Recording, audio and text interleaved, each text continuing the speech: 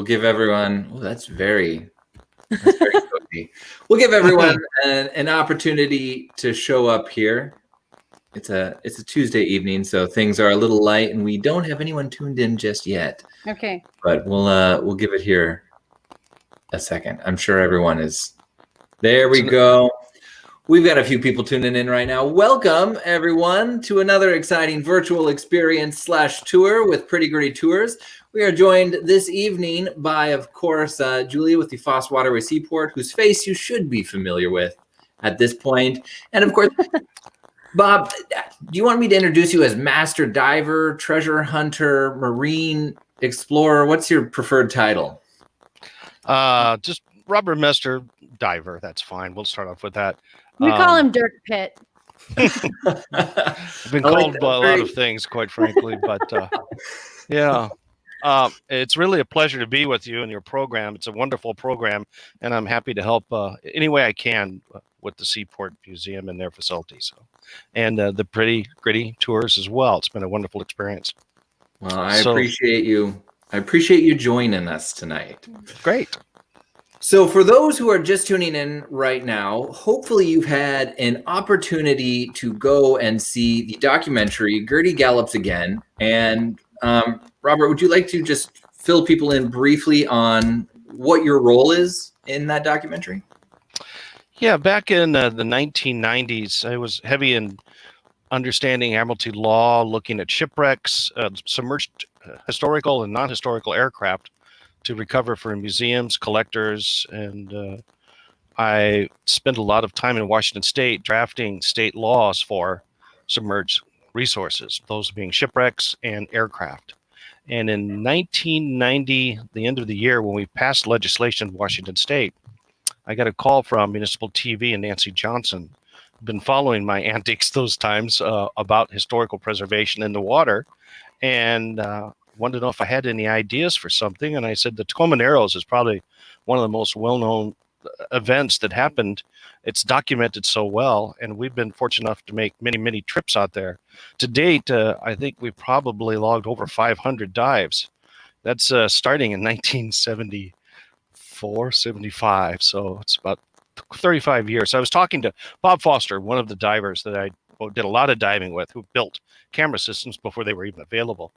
And he kept meticulous logs, and by 1999, we had over 500 dives in. Wow, that is extraordinary.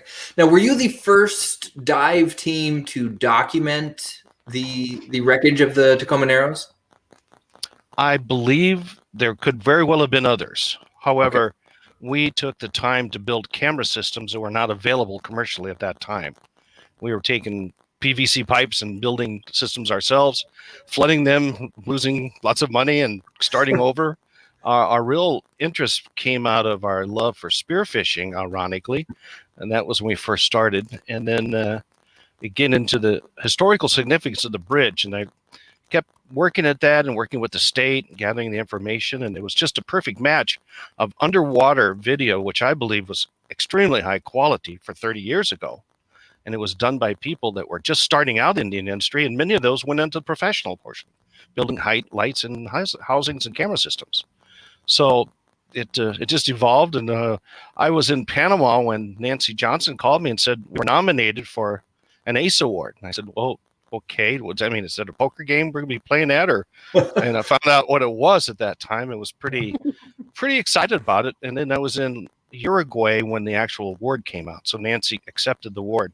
And I played the role of gathering the information, doing all the underwater scenes, the lighting, the arranging that. And of course, Municipal TV and their fabulous staff did all the research to talk to these different individuals that actually were there at the site when that bridge collapsed.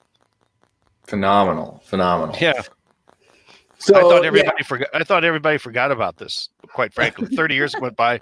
I've never heard anything about it, and it's hard to find. It was in the public library, but it looks like that's all going to change now. Well, yeah. So I just reshared the link in the comments down here. So if you guys haven't already seen the documentary, that is going to live on our YouTube page. So you'll have the opportunity to go back and rewatch it. It's only like 30 minutes. It's a very concise tight piece, but really phenomenal. I think it does a phenomenal job, not just of, telling more of the story of the Tacoma Narrows Bridge, but then the underwater footage is breathtaking, really. Yeah, it's really incredible.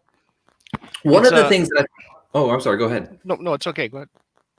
Well, one of the things that I thought was so interesting that the documentary really touched on that I feel like not a lot of people talk about is the long-standing reputation of Galloping Gertie as a moving bridge. I think people assume that the nickname came from the one day where a disaster just struck unawares, but the fact that people would come to ride on this undulating bridge and have that like roller coaster experience isn't something that you see people talk about very often. Yeah, So that was a huge surprise for me when I first watched it. I couldn't believe that people were, of course, knowing that I guess they didn't think it would fall down, but that footage that's in the documentary of, this is today on Sunday, we're going to have a great day. We're going to go ride the bridge. I mean, and that I guess was safe. Yeah, that's amazing. I agree, Chris. You had to be a thrill seeker to go across the bridge when that thing was undulating. There's no doubt about it. Yeah. When it first was built, it started almost immediately. They tried putting dampeners on each end of the bridge. Many hundreds of tons of weights to hold down and try to stiffen it up, but it didn't work. A famous bank that now exists in Puget Sound, it's changed names, and I won't mention the name of it, but put a sign on the entry to Tacoma, and it said, "Your bank is as safe as the Tacoma Narrows Bridge." And of course, they took that sign the next day. Fair. Yeah. Yeah, everyone thought it was so safe. I thought that was so interesting too about the insurance agent. Same thing. Yeah, he thought it was very safe. He kept pocketed all the premiums, and he went to jail when the bridge fell and there was no money. And he actually spent time in McNeil Island, which you can see the bridge from McNeil Island. So that must have been a little bit of justice there. Just a constant reminder right there. Right. So I wanna ask you a couple questions just as a personal fan of subaquatic adventures, and then open it up to everyone. So anyone who's watching tonight, I really want you guys to feel free to ask questions because you have a plethora of knowledge at your fingertips right now, and we'll make sure that Robert gets those questions and has the opportunity to answer them. But for me, something I've always been so intrigued by is the construction of the pillars, right? Mm-hmm. And so when they're showing it in the documentary of them just dumping pieces over the side to go down to these concrete pillars, they talk a lot about how the divers would be working blind down there, essentially, right? Correct. So, can you talk about that?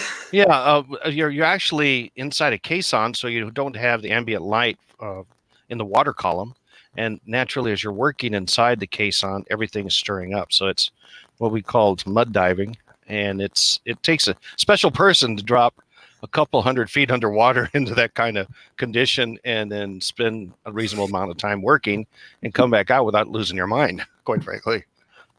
Or there's a lot of people could get injured too, because we were just discovered the idea about bends from our caissons disease, that is commonly called, and that was in the construction of the Golden Gate Bridge. They didn't understand why people were going down, working at this depth, and then coming back up and falling over crippled, and discovered that there's decompression and recompression issues. Yeah, how long would a shift be down there? Do you know? Oh, well, a diving shift would probably be about 20 minutes. Okay. Because they'd have to do, they'd have a decompression chamber up on the surface, and they would rush them in quickly. So that'd be a massive amount of divers to get the job accomplished. They tried to get as much done without the divers as possible, but there was comments about rigging lights, and it was kind of not a good idea because the lights were high-powered lights with electrical, and 1938 when they started, they really didn't have the best type of ground fault interrupters or things to protect yourself from being electrocuted. So the divers preferred to work just in the dark. Wild. And just to touch base with anyone who's tuning in right now, just assuming that you're coming in the dark like a caisson diver, let's say. We're talking about the Tacoma Narrows Bridge right now, which of course famously, I guess, shook itself apart on November 7th in 1940. And the wreckage of that first bridge fell down into the Narrows. which I think I've got a pretty decent photo. This is from the assessment for the historic registration bid. I put that together. I'm the one that developed that. I was hoping that was the case because Yes. I went through the documents and I was wondering if you were the one who was instrumental in that. So this is, I love this. Go ahead. The big breakthrough to develop this type of imagery and technology came by with side scan sonar, and I managed to get my hands on one in 1989 and was able to drug it through the area, and then that identifies all the locations of the roadbed, all of the construction blocks that were used for anchoring, and any other parts and pieces that are recognizable.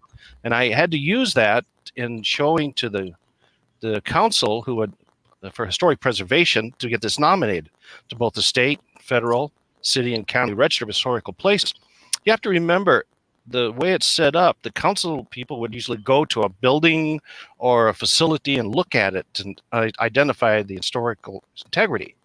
But aside from the Arizona and Hawaii, there's never been a submerged resource that was added without the people actually viewing it. So I had to go take video and show the people and convince them what the resource looked like and identify it so it could be added properly to the National Register. So we developed that in 1989 is when that drawing was done. Now, did you take a great deal of like photographs in for this presentation as well, I'm assuming? Yes, quite a few. That's where we started developing the video systems that would, and the lighting systems, because they're critical. And then, of course, Mother Nature always throws in what we call the religious experience. You go out there to dive. Obviously, if I made it there 300 times before this documentary was made, you come through all different types of currents, weather conditions, which affect water visibility. And there's those days when all the things are just right. You drop in the water, you've got 80 or 90 feet visibility. It's just clear as a bell. Wow. And we did have a number of those religious experiences, and we were able to get those recorded. We started off on high 8 HD, Betacam. We've gone through every gamut of recording medium as possible, and I always try to, on all my projects, to get the highest quality possible for reproduction. We actually have a question right on that vein right now as to whether or not flashlights could be used. And what is the exact depth that you guys were diving at? Well, the depths ranged, but generally they're speaking about 100 feet to 150. Roughly 200 feet is the deepest portion that's out in the center. And we didn't make it out there too often because we're not using rebreathers. We're not using these trimix gases. We were using just straight air that you pump into a scuba tank. So it takes a little bit of craziness and a whole lot of mental fortitude to keep nitrogen narcosis from overcoming you. That is crazy, Bob. Well, yeah, I've been known to be crazy. My nickname was Mad Dog at the time. So the lights, we built our own lights, ironically you'd ask, because the lights that were available for divers were too small. They're little flashlights. We were putting out gigantic bug lights that we were building in our garages so that we could get plenty of light. Because with light, it helps your awareness when you're getting nitrogen narcosis. You don't get paranoid. You understand your surroundings. And then you can always look for those big, giant 30, 40, 50-pound lingcod that you want to spear for the barbecue. That's awesome. Hey, I just want to give a quick shout out. The person that asked that question, Smashing Beaker, is one of my students. So hi, thank you for joining us. Hey, thanks for the question.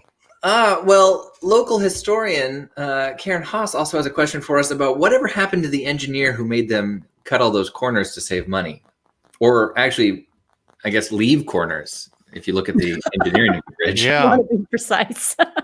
Well, most of he passed away a few years after the failure of this bridge. He was very well known for bridge construction, and the area where this was built, it was unlike the other areas he'd built for bridges.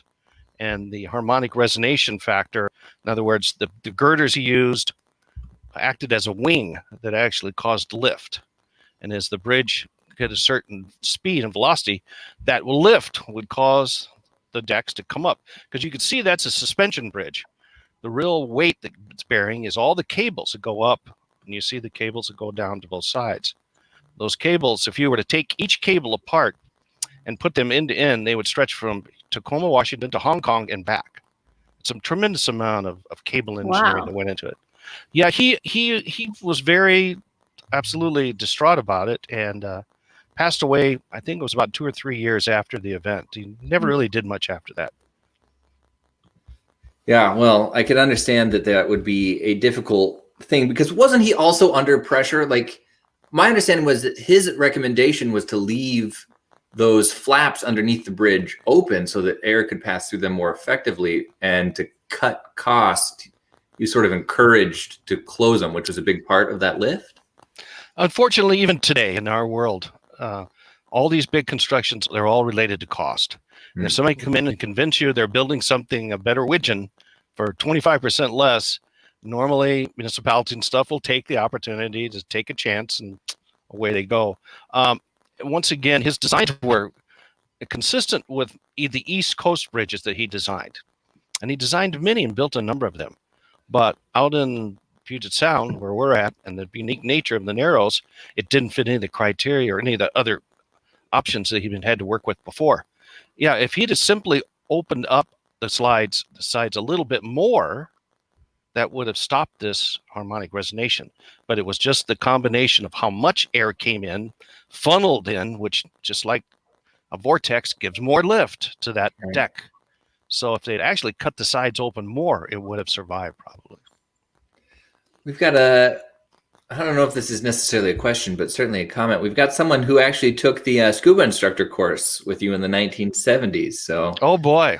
Just want to give you a quick shout out. There are people connected to you in the audience tonight. I can imagine. I don't know who that might be, but good to hear from you. I'm glad you're still around, and your many tide changes since then. And yes, yeah, that was a PADI instructor, instructor number 8029, which I think they're up to about 150,000 or something now. So it's a long time ago. Jeez. Yeah. Who is it? Can you tell me who it was?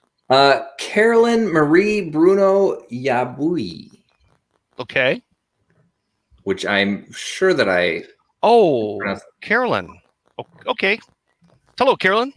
Hi, Carolyn.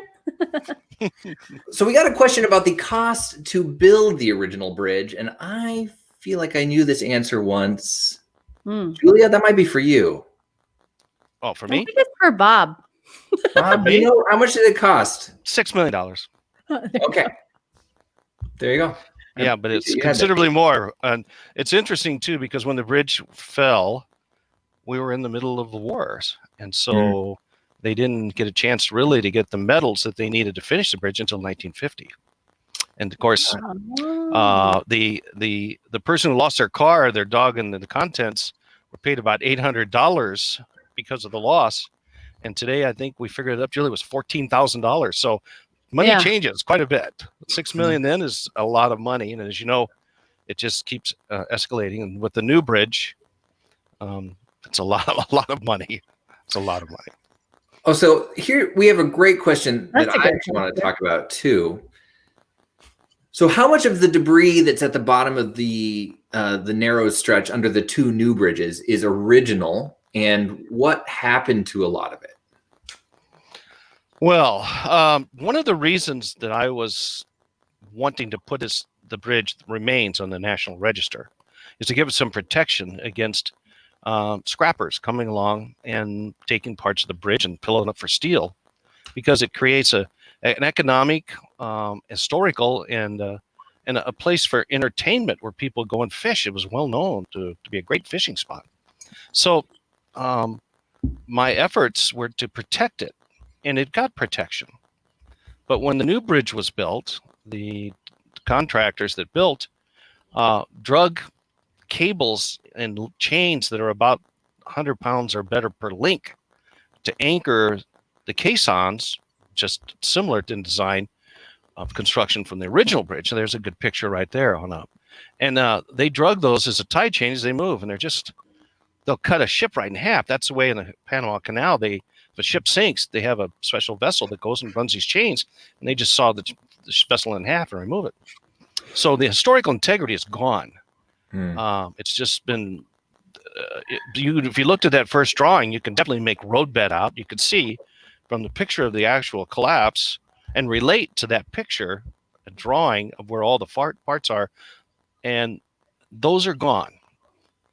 They're not there anymore. They're been drug over to the side and destroyed. So one of the important things about that documentary is we actually were able to capture the actual place where the bridge rested as it broke the surface on that date and landed on the bottom. The bridge between the two pilings is what was lost. They recovered the bridge from the pilings to the shore and used that. Actually, they had scrapped it for the war effort. And they kept the pilings, the big pilings, and constructed a wider bridge. And it took till 1950 to get that done. So the historical integrity is gone. The material is still there, not in, and there's no historical integrity to it at all. You just see a bunch of barnacles, covered steel girders.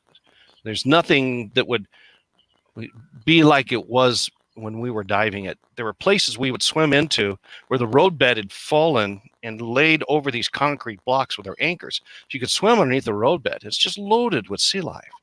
Wild. And that's all gone. I had some pet names I called the areas which kind of caught on. The arena is one. A good diving partner of mine, Kim Hill, back then, we used to go out there and shoot the biggest darn lingcod you've ever seen out of this place. And there was always fish there. The schools of black bass were so thick, you could take a spear gun and shoot into the school and get 2 on your spear at one time. Just prolific in fish. That's actually a perfect lead in to this question about some of your most interesting encounters with critters under the sea. This should be good. I'm super excited for this one. Oh, wow.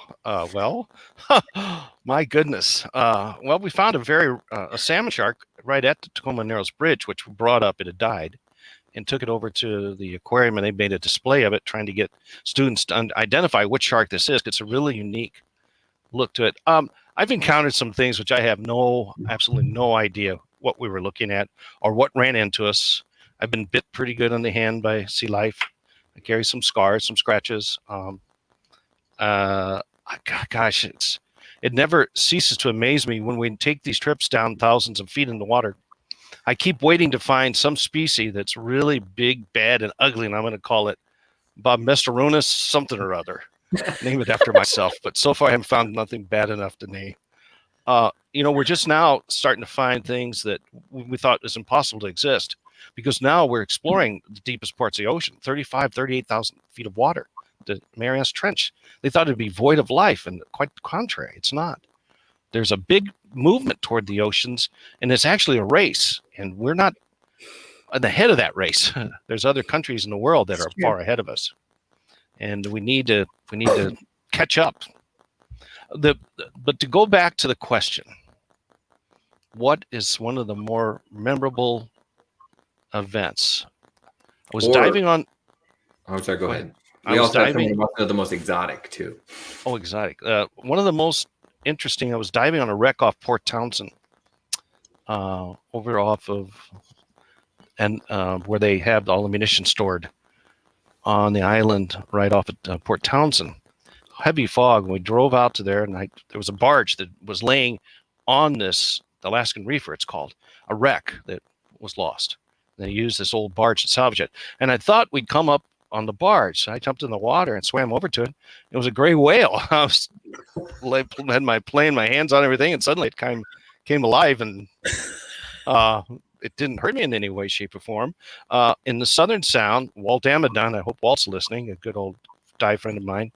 In Taylor Bay, we were in a school of killer whales, and I had my 35 millimeter camera with me and took pictures, underwater pictures, and I sent them to Washington State, and then that was the pictures that started the whole program for identifying killer whales by the shape of the fins and the pattern of the saddle and the white.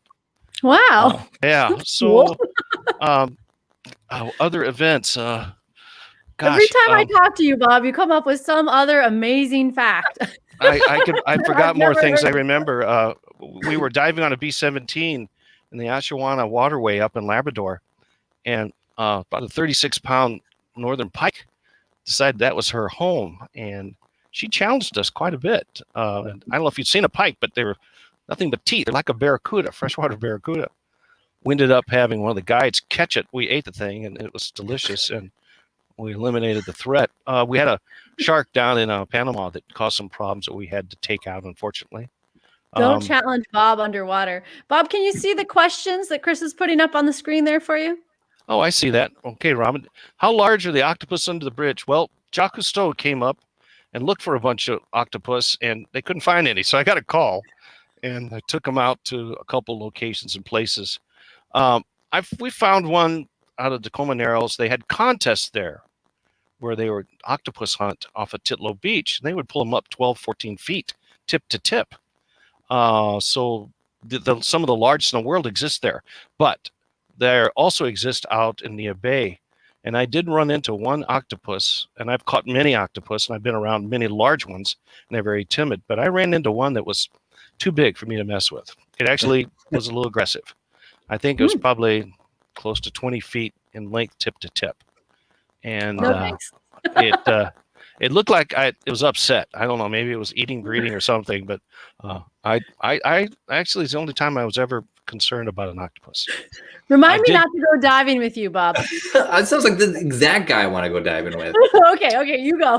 Robert, are you familiar with the story of the Puget Sound, Commencement Bay sea monster at all?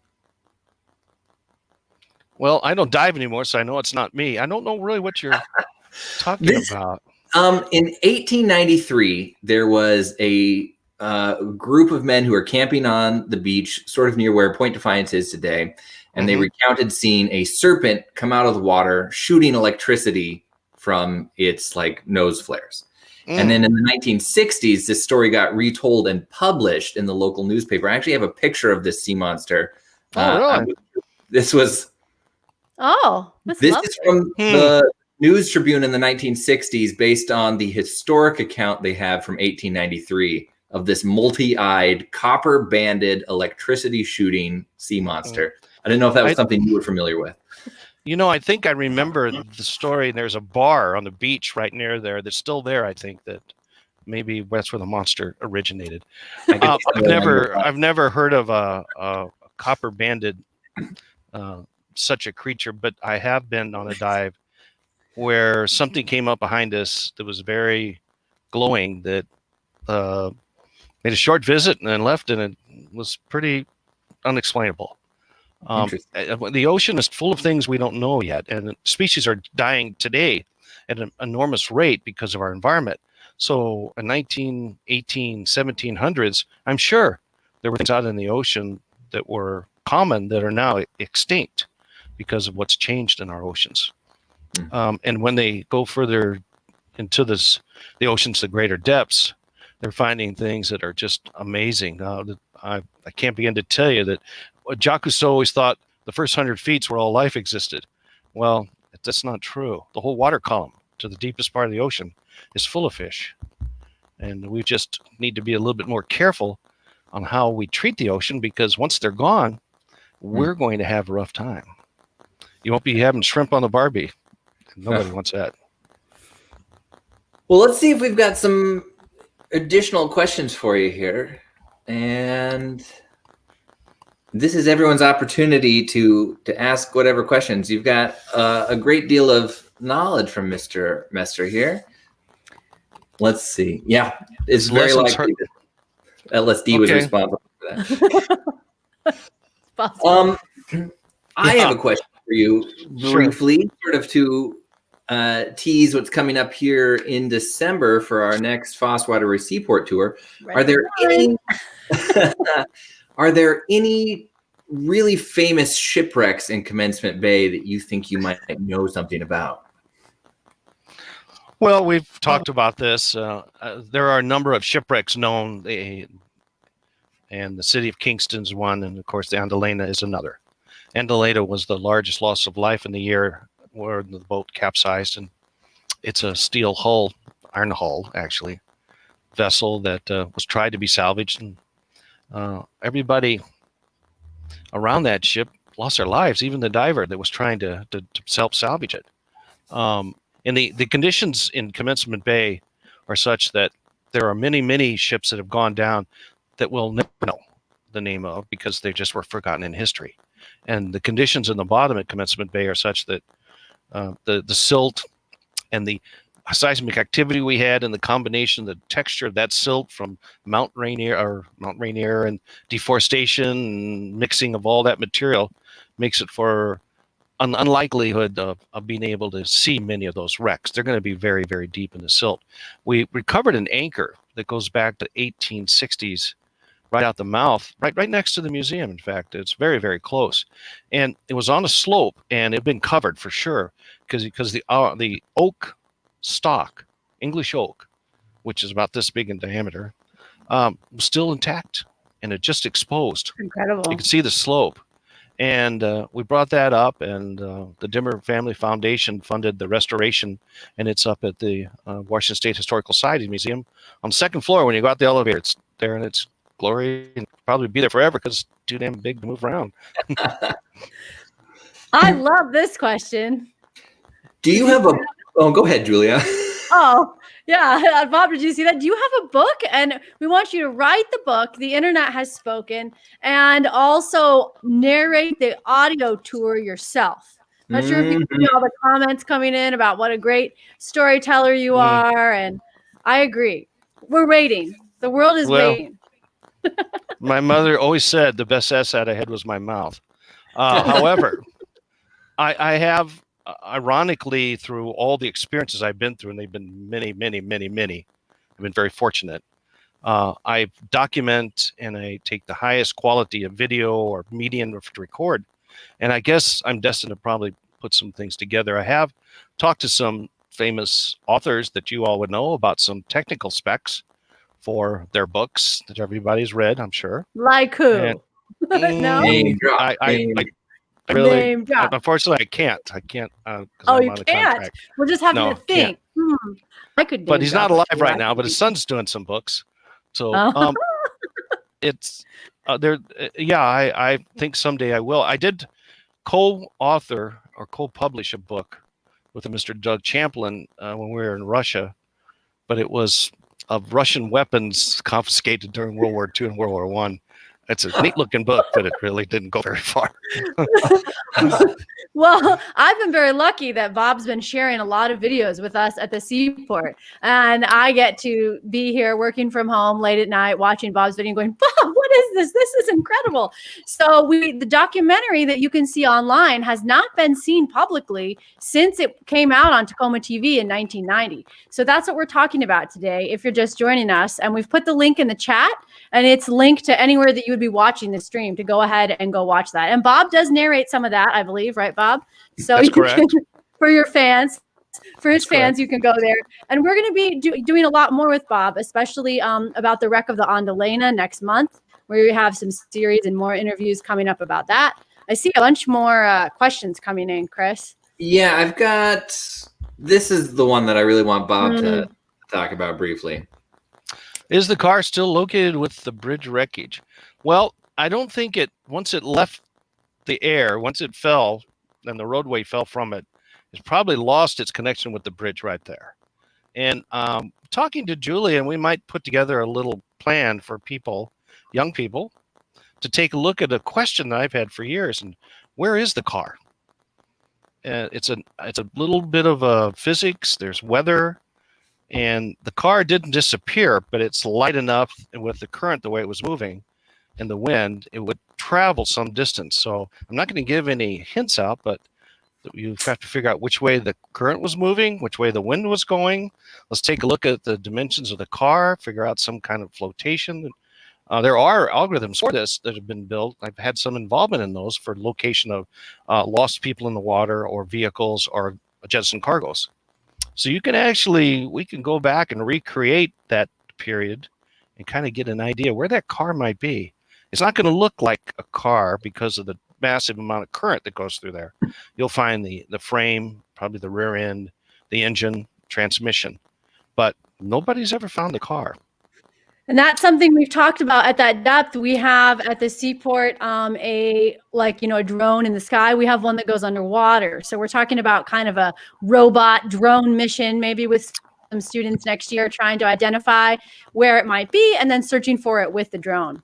Right. So the task would be to come up with an X that marks a spot. And I might add, on all my years of experience, X never marks the spot. It's never marked. Never. So, but Yeah, we could try there'll be a it. few See, drone trips. maybe things will change. I would love to find somebody put an X. And actually, that's In where it's the at. right spot. Just in case, if somehow you're not familiar with what we're talking about briefly, there was only one fatality from the destruction of the Narrows Bridge, and it was a 3-legged spaniel named Tubby, who in Tubby's fear refused to leave the vehicle despite, I believe, 3 different people went to recover the dog, and Tubby bit one of them, and so remained in the vehicle as it was flung from the bridge and lost at sea, unfortunately. Right. And the dog's name was Tabby. Was it But, Tabby? Tabby, yeah. That's what I was told. But yeah, that potato. I'm not sure. But, Potato. that's the person that lost the dog put in for his car, and if you have to take a close look at the undulation of that bridge and that car, the dog was just probably scared out of his mind. It had one leg missing, and it had some problems. So it was just you're not going to get it to cooperate with any way of getting out of that car. It was going to stay there, and it did till it died.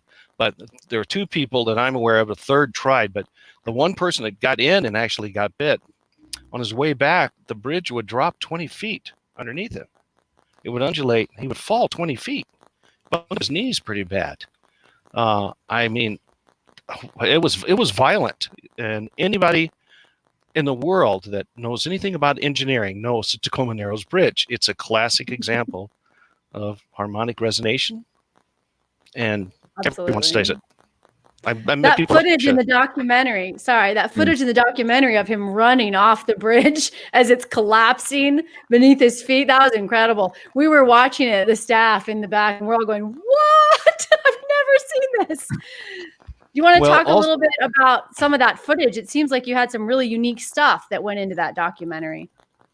Yeah, we were able to find a lot of footage that was lost or overlooked in many little reservoirs of information here in the state.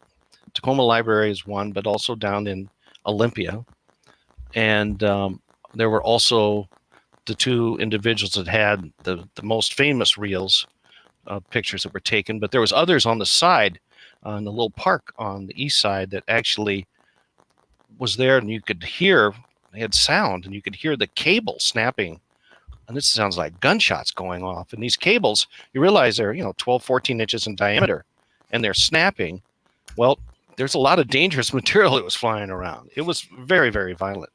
And Tacoma TV, Nancy Johnson and her staff did a wonderful job of collecting all the material and putting it together. So the story flowed, how it got built, what it looked like, the event, and then its failure, and then what's happened since the failure. Because even though the bridge failed, it is absolutely a part of Tacoma's history. And really phenomenal stuff. I just love that underwater footage. That's Bob Foster right there, and we're swimming along the wreckage right underneath the west piling. And there's a shot coming up in a minute that is one of my favorite, where I look down through the roadbed and he's down maybe 12, 14 feet, and his bubbles are coming up into my camera lens. And the visibility was just wonderful.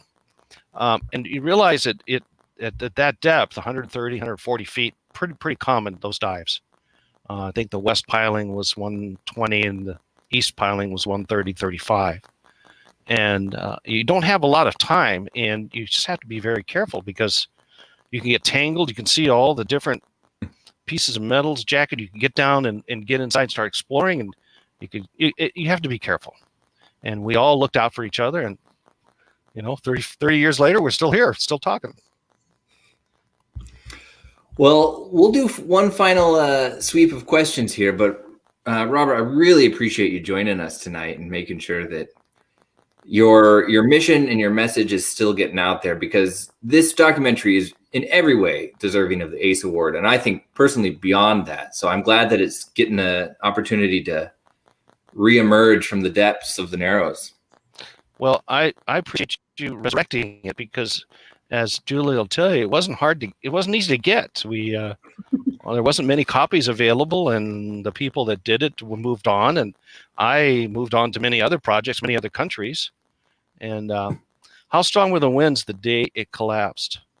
You know, that's a real good question, I know, but why don't you take a look at it? Why don't you get the answer, and maybe you can help compute where the car may have gone.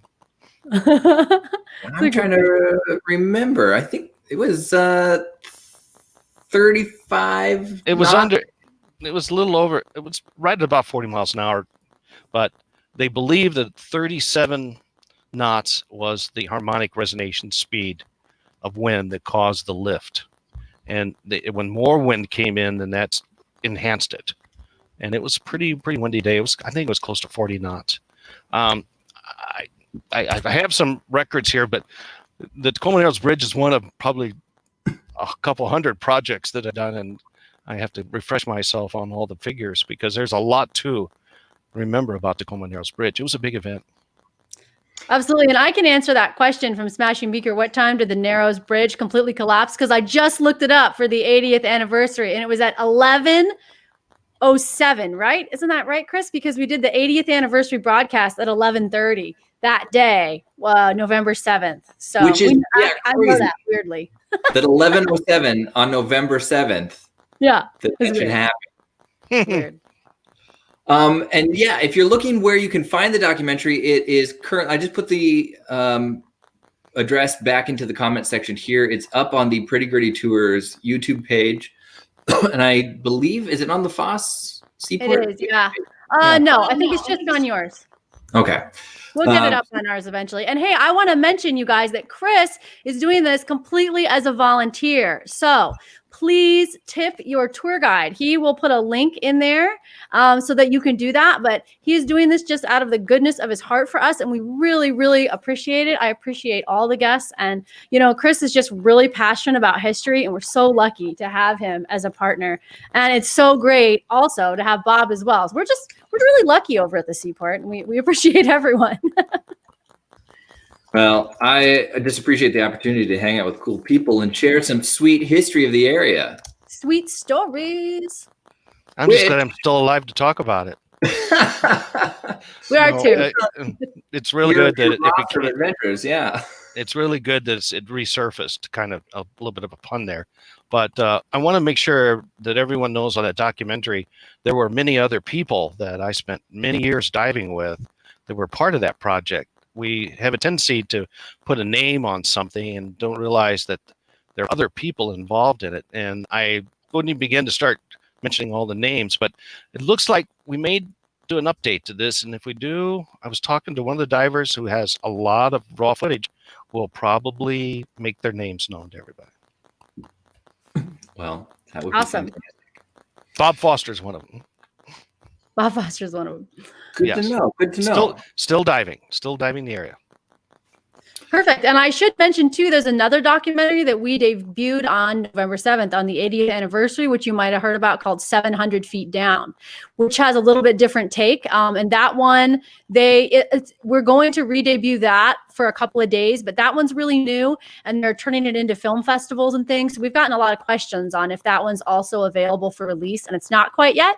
You might see it if you watch pop up back on the website for another 24 hours, maybe over Thanksgiving.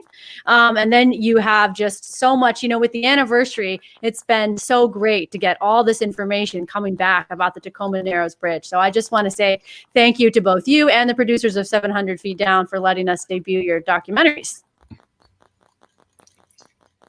Keep diving. Everybody keep diving out there. Keep diving. Keep swimming. Right. Well, Robert, do you have anything you want to say in closing? No, just that I appreciate the opportunity to bring this back again to the surface and your involvement. And I look forward to working with both of you on continuing more historical information about their local area here, maybe go out a little bit further and help explain a little bit how our world works and through eyes of someone seen it for 70 years and it changes. Well, I deeply appreciate that.